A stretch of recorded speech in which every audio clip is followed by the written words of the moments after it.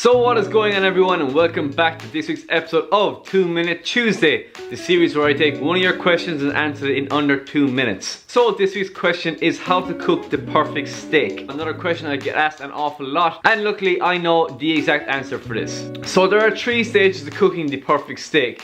Number 1 is letting it come to room temperature. We want it at room temperature because when we start to cook it, it'll cook evenly the whole way through the steak. So a half an hour before you cook it, leave it out on the counter, maybe cover it, season it generously with salt and pepper, and leave it come to room temperature. Number 2, so the actual cooking. So on a hot pan with probably a tablespoon of oil, put the steak in and leave it sit. So don't flip it, don't start poking it or pushing it. Just leave it sit in the hot oil and get a good nice sear on the bottom side of the steak. That's gonna give you that beautiful taste, the char at the bottom, and it's gonna keep it in the juices as it cooks. So probably after a minute or a minute and a half, we flip the steak. So literally just flip it and again leave it and leave the bottom side sear again. So in my opinion, medium rare is how steak should be cooked. You want it a little bit bloody and rare on the inside with a beautiful char top and bottom. So when you flip it, about 2.5 minutes extra, and then we take it off and leave it rest, which is number 3. So the resting is so important because in the actual pan, the muscle fibers will tighten up with the heat.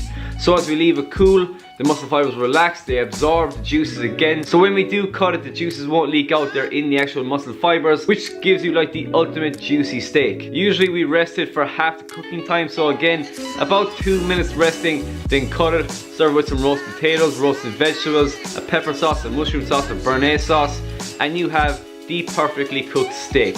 Thank you for watching, see you next week.